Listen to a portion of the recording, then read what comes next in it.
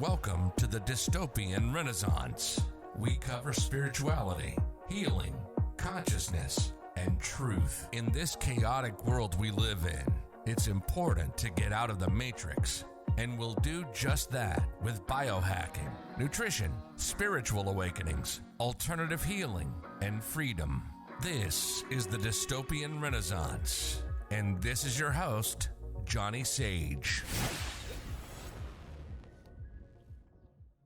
I chose the four main topics of the show to be healing, spirituality, consciousness, and truth because when I was on my path to awakening, I found I needed a balance between them. I noticed if someone was well-versed in one, but completely oblivious in another, something would seem off about them. I tended to cast unnecessary doubt on what they were saying, even though it very well could have been true and possibly really useful. I also have a good story about when I fell out of one and I got blindsided because of it, so I knew I couldn't let that happen again after that. I'll go into the pros and cons of each one. I think that's the best way to describe them. The first one is the spirituality community.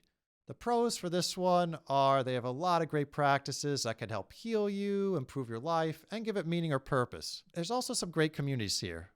I believe a decent amount of them have the right intention. They really want to do some good. As for the cons, there's a lot of hypocrites here and some are only about money. There are also some terrible practices here. Like I consider the New Age movement now. For that, there's so much information on it could span many episodes, but in short, it seems to be talking people out of taking action in a time when they need to be taking it, and it gives people an excuse to turn a blind eye to injustices. There's superficial spirituality as well, and some of the people can get a little too far out there, which acts as a deterrent to normies who otherwise might be interested, but then they see that and they'll never get involved because of all the lunatics who are part of it. Next is the consciousness community. A lot of them are really smart and really successful. They usually come from science, engineering, or medical backgrounds. I like that because they can have a lot of universal knowledge, but they'll still back it up with reason. They tend to use terms and perspectives that even if someone's not quite there yet, they're not going to sound nuts to them. For example, some refer to auras as biofield energy, which we all have and has been scientifically proven,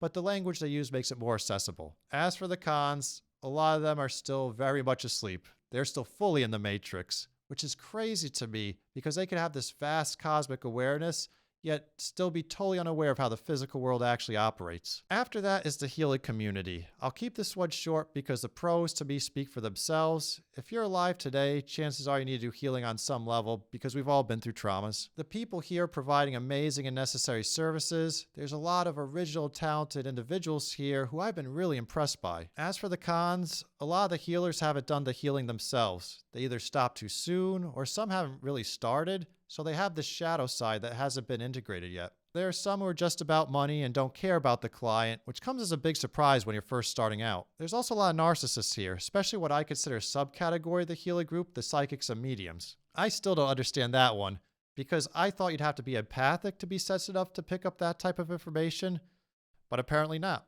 As for the ones who only care about money, they're just helping keep this horrible system going. One of my first teachers would say her job is just to have her clients leave better than when they came in. I do see your point, but looking back at it, I realize even if you're healing large groups at a time, you can't repair people faster than the system is breaking them. There's a superficial healing seed as well. I call them the Hollywood healers.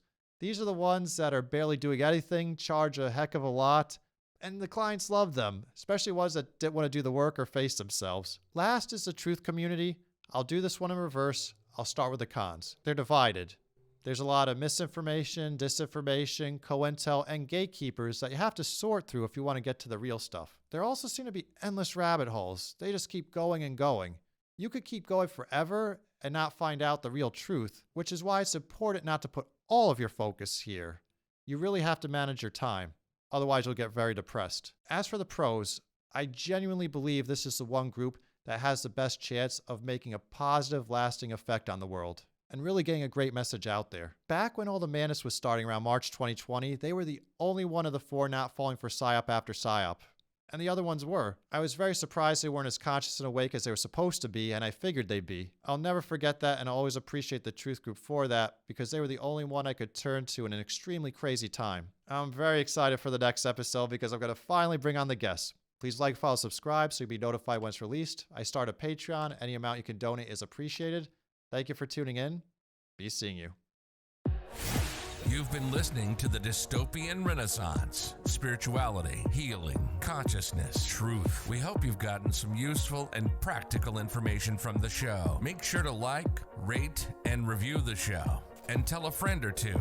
That would help also. We'll be back soon. But in the meantime, hook up with us on Facebook, Instagram, and YouTube at the Dystopian Renaissance. And please find the website at www.thedystopianrenaissance.com.